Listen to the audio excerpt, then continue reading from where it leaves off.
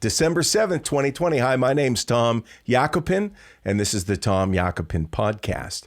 Wow, what a day. Happy Monday to every one of you. Hopefully you had a great weekend. I certainly did. I got away to our little fish camp up in Venango County, Pennsylvania with my honey, and we had fun. Beautiful place. Pennsylvania is awesome in the wintertime, and it is certainly wintertime. But listen, we're excited. It's beginning to look a lot like Christmas outside, beginning to feel a lot like Christmas, and quickly approaching, of course, is the wonderful holiday, Christmas. And one of the things we're excited about, quick plug, this Saturday, December the 12th, 2020, don't forget Breakfast with Santa at the Washington County Airport.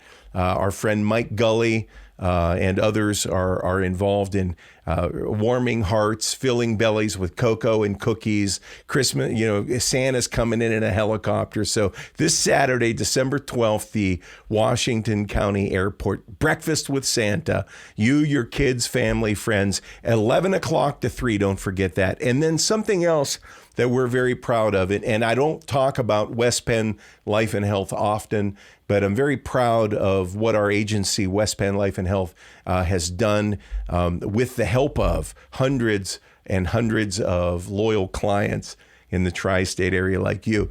But we are sponsoring that event. We're one of the sponsors of the Breakfast with Santa. And then we're doing something unique with this group of musicians and people I want to introduce, producer, musicians, etc. And that is the Old Fashioned Christmas Band. We've got something coming up with these guys that's pretty extraordinary in that we're bringing kind of like a made-for-TV presentation of your favorite Christmas music with the lovely and talented Vicky Andreis from right here in town, and then the Old Fashioned Christmas Band, including epic guitar player, tri-state guitar player Matt Barranti of the Matt Barranti Band, toured with Foghat for a while here representing. Mr. Jim Gregorakis from Canonsburg,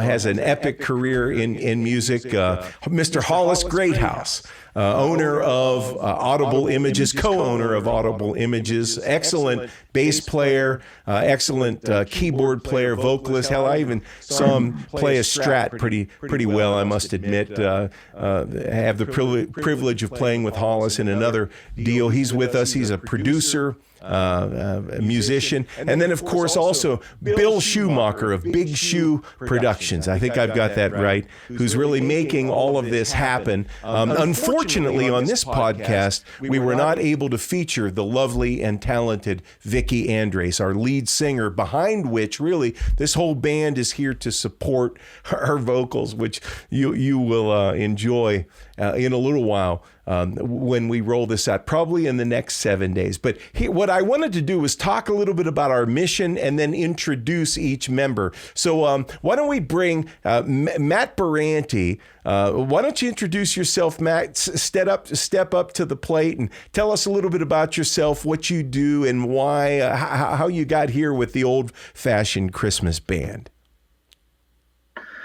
Well, you already said who I play with and who I have played with. I play with a few local acts, the Bill Ally Band, an Allman Brothers tribute band called An Evening With, and I do solo work, duo work, and I teach guitar in the area.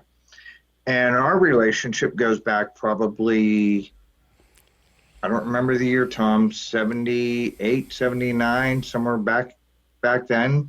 We were in a band. I would say that's accurate. The James Bush Band. And that's right. It was a fun little band. That's where we first met. And we've been doing things off and on ever since. Yeah, fantastic. Yeah.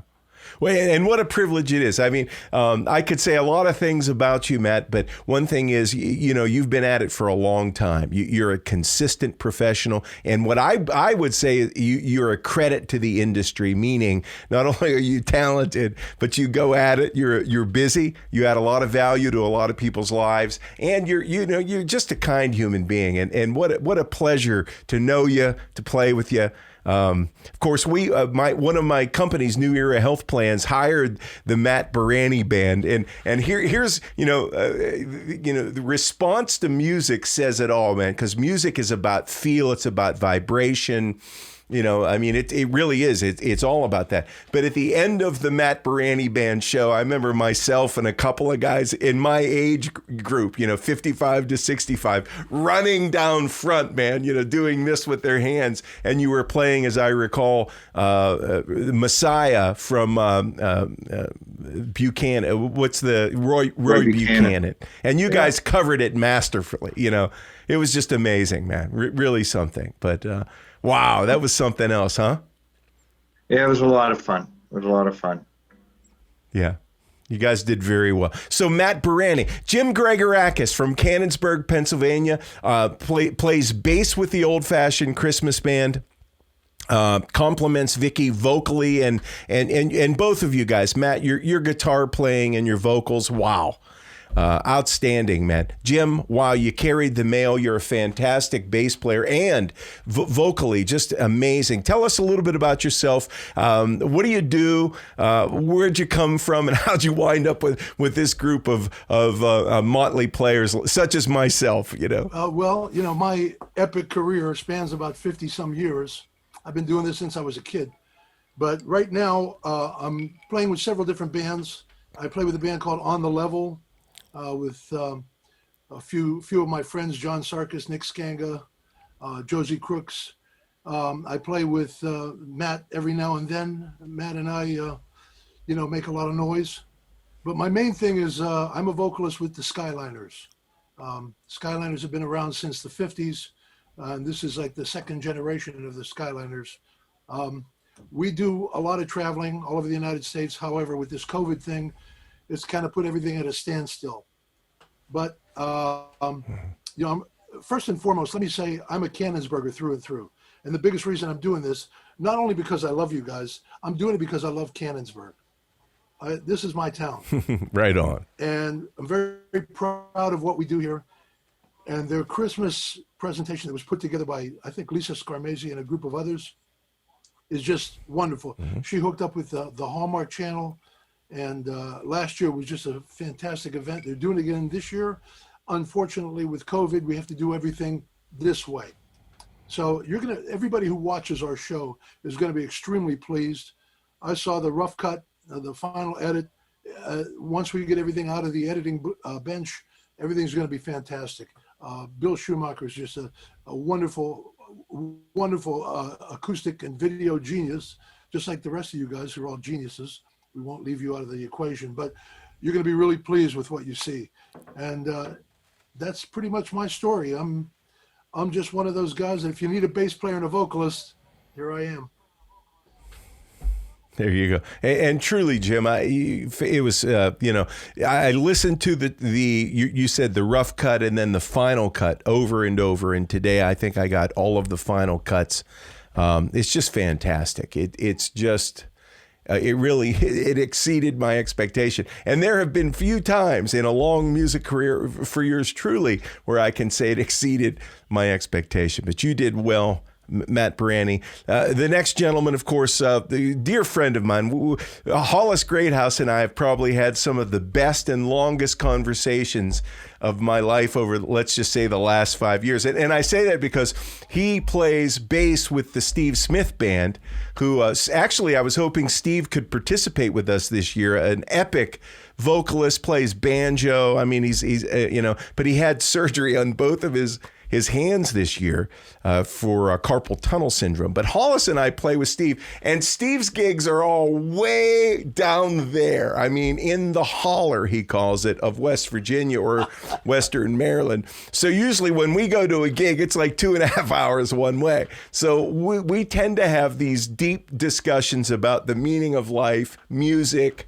what works, doesn't work. This is a brilliant guy, bass player, keyboard player, as I said, partner of Audible Images, and I think you guys have at least a Grammy. I know the E Street Band, I think, or some members have performed there. I think Dave Matthews, some guys from the Dave Matthews Band. So Hollis Greathouse, who the hell are you, and how did you get here, man? What's going on? Well, I still don't really know the answer to the first question. I'm still working on that. But right. Gosh, let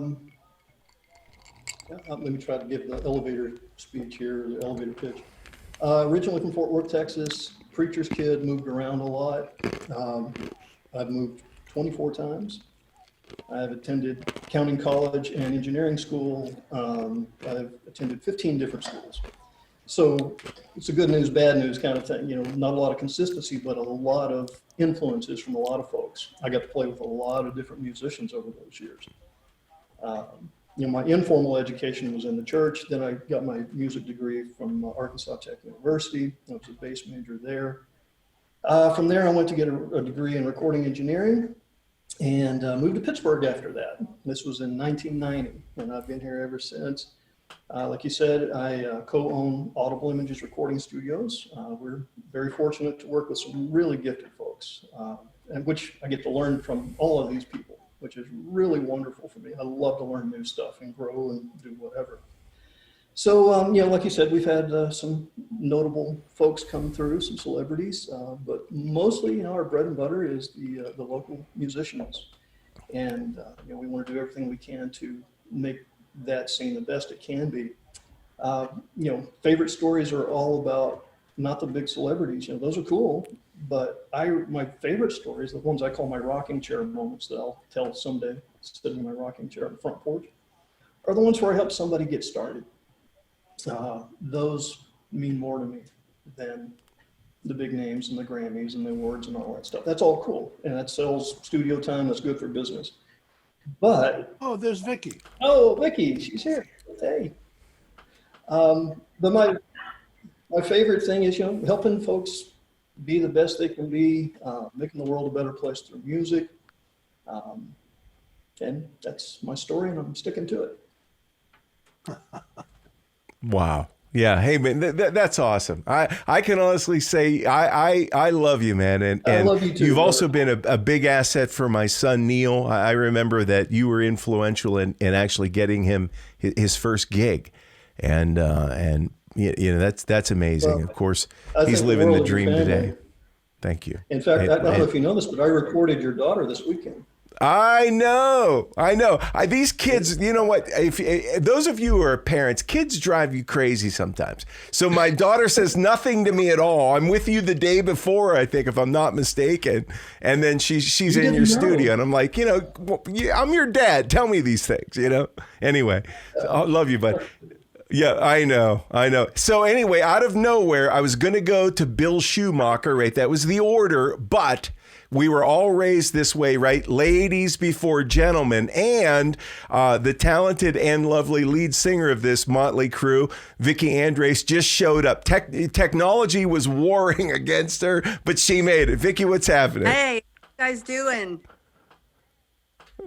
Oh, we're doing great. We were all just telling our story, and we haven't really gotten into the mission of the band, but I think your timing is actually divine. So tell us a little bit about yourself, where you hail from, you know, how you wound up here, and, you know, who's Vicky Hildebrand Andreis? Where'd you come from? What are you up to?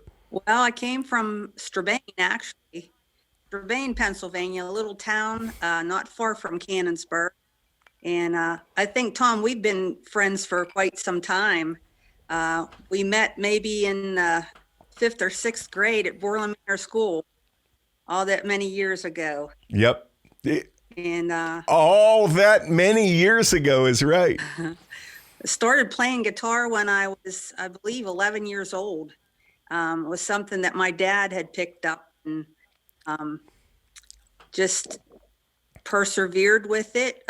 Pretty much never really took lessons, but just loved music, was raised with my mom and dad loving music, and I just love music, love playing guitar, love participating in music all these years, and even writing. Mm-hmm. didn't start writing music until probably in my 40s. But just enjoy doing that also. And just playing with you guys are professional musicians who have a passion for music and Christmas music in particular, and coming to the masses and proclaiming the good news and making people feel happy at this time of the year.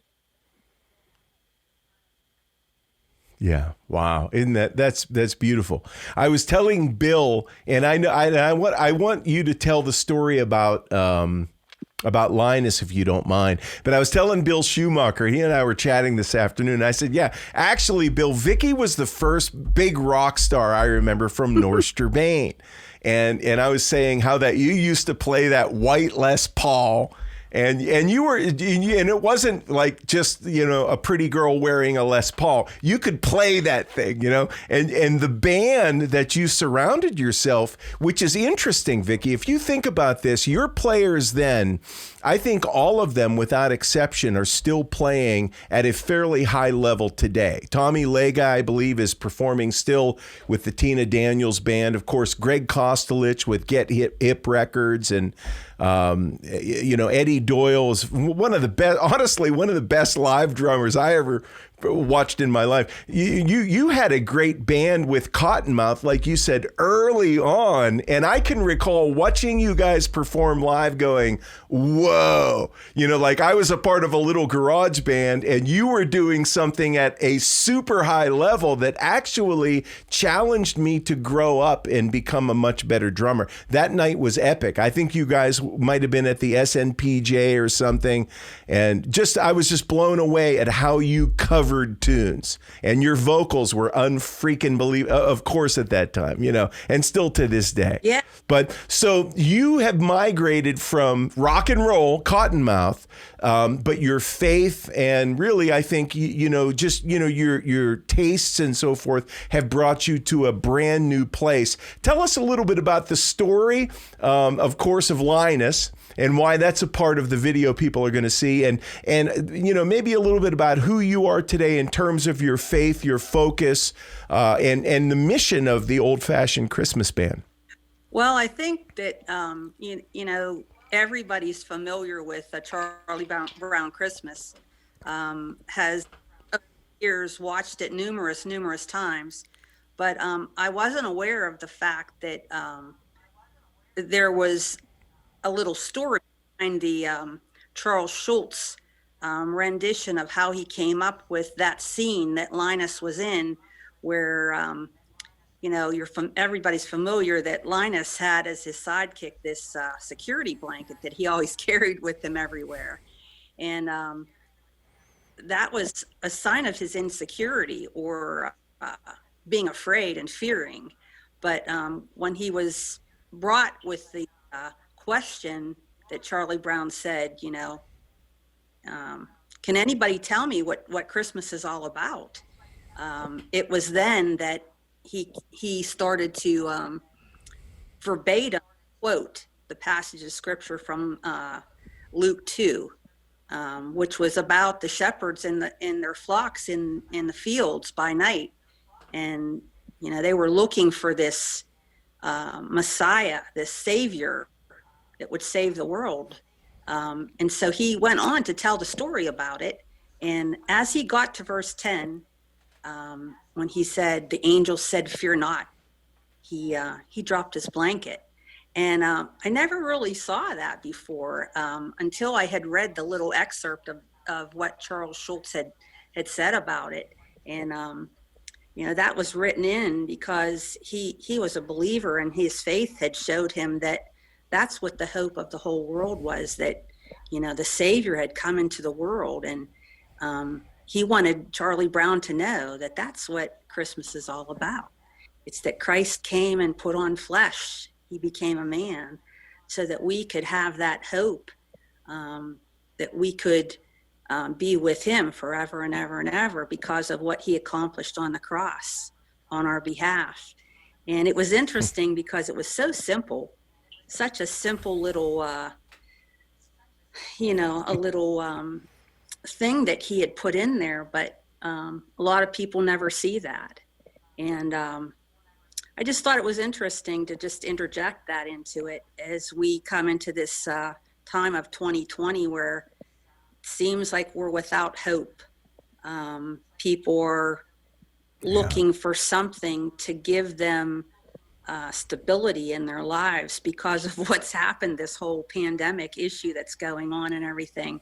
But not only that, we're here as believers in Christ's stead to give hope and to be a light to others.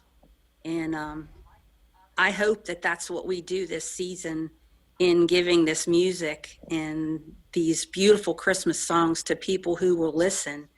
I think it's a wonderful opportunity that we have. Yes, indeed. And I agree. And I tend to agree with you. You know, it's interesting that my knowledge of the term gospel is that, you know, from the original language, it simply means good news. It was never meant to be complicated or, you know, for sale or any of that. It is simply good news. And Christmas, hey, from the time I was a kid, man, I remember enjoying this, you know. And yet, you know, as I grew, I found this purpose, and that purpose is this amazing opportunity where the sacred text says God revealed himself to man, right? Emmanuel, God with us. An amazing message. And you tell it very well, and you sing it even better. Wow. I think people are going to love what they see, Vicky. And I certainly love your heart, and I love you as a human being. What an amazing vocalist. What an amazing guitar player. You know, you're again a tribute to the music business. Bill Schumacher's with us on the line, and Bill, you're up next. And I think everybody here can shout out, but we've all enjoyed working with you, man. You've done such a great job. So, Bill, welcome aboard. Tell us a little bit about yourself, who you are, how did you pull this off, and who's Big Shoe Productions? Well, I started out in business a long time ago. My whole family has been music. My uncles, grew up around real old classic country music. My uncles and my aunts, they used to play square dances, things like that. And I actually started out as a drummer. And my mother was a real singer. We actually had a band for a little while, and then I played with a country band for a while. And I always liked the sound aspect of everything. When I'd go out to listen to bands, you know, talk with the sound engineers and things, then I realized, you know, I wasn't all that great of a drummer. So I got away from the drumming for a long time, and every time, and I got into sound mainly. I would go out to hear bands, and the sound was really bad. And you know, being around music, I knew the bands were good. You just couldn't. And, so I decided, you know, I wanted to get into sound because I wanted to change that. I wanted to make sure, and one of the main things is you could never hear vocals. Make sure people could hear the vocals. So I guess I whenever I do sound, a lot about, you know, hear those vocals, hear everything clear. And so went for a long time around music, and my nephew started a band, and he was practicing with others, and I thought it would be an opportunity for me to get into doing sound. I approached him. It's like, you know, need a sound person, and it's like, and I'll be willing to invest in all the equipment. Just, you know, let me do. And it wasn't about me thinking I was going to make money or create a business to make money. I love it, and I want things to sound good, and that's pretty much how I got into it and got all the equipment. All the band all broke up, and I had all this equipment, so I decided to, you know, go and pursue some, you know, and do some live sound for that. And like I said, I love music. I love musicians, and I things sound good. It wasn't about anything else. Take a lot of pride making things sound good. It's not all about money for me or anything like that, because I make enough money to pay for the equipment. My idea is one things that sound good. My connection with Tom, kind of interesting, because I was doing sound that Tom's son played. Wonderful, great guy. One of my, I love him. He's the best person, and I can see where that came from because the way Tom is, and Tom is just a wonderful, great person, and he's been helping me my business, and it just came to the point where I decided to, do what I'm doing and turn it into just a little business. I have a full-time job, 20 hours a week, so this is just my hobby kind of thing for right now, and maybe my retirement. And I was doing a little bit of video with some of the bands, but not getting into the video side until all this COVID happened, kind of shut down all the live stuff. And the band approached me about doing streaming, doing a live streaming kind of thing, being able to run things through the board to make things sound good, and going out to a live stream, because a lot of the bands that were live streaming, they were to take over Froggy Radio's a live streaming through their thing, and they want to sound good because most people were out there using phones and wasn't sounding so great. And I was like, I think I can really do this and do a good job with this. Let me do some research, and did some research, and I ended up buying a whole bunch of equipment. And then the way life does things, start out in one direction, steers you into another direction, and that's how I got into doing all this the streaming and with the video, and then there were some people that I did a benefit that you played with Gary, I think his name, and told you about me, and then I did that. The last live event that you did with Tom down to Alpine Club, and that's how I got Tom and Tom. Yes, with Marcus Tyler, and I guess for some reason you like what I do, and how things and keeping me going along here. And I really appreciate everything you've done for me and for Big Shoe Production.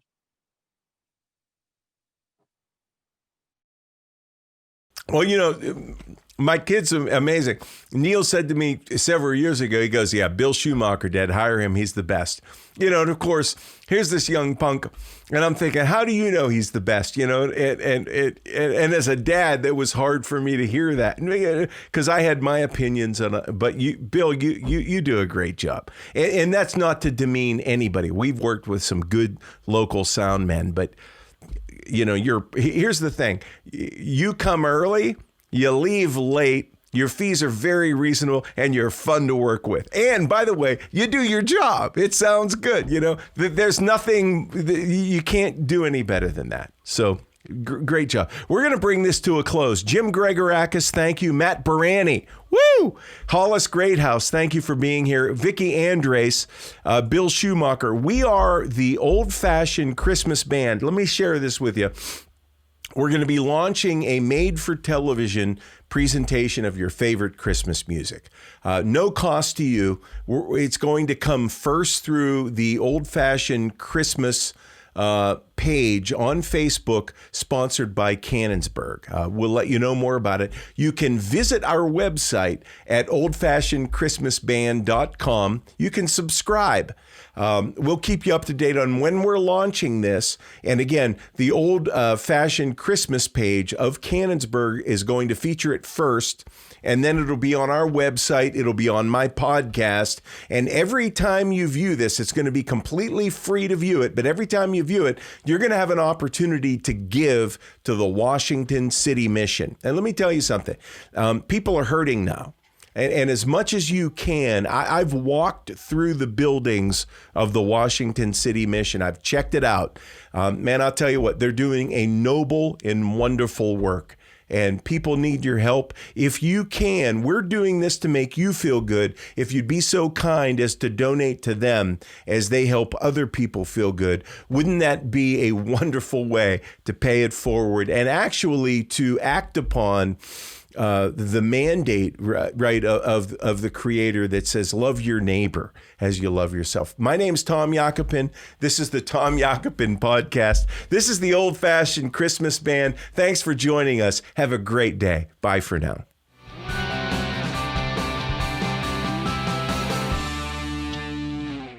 Special thanks to West Penn Life and Health, one of our sponsors. You can find them online at westpennlife.com, specializing in affordable life, health, Medicare, and retirement solutions.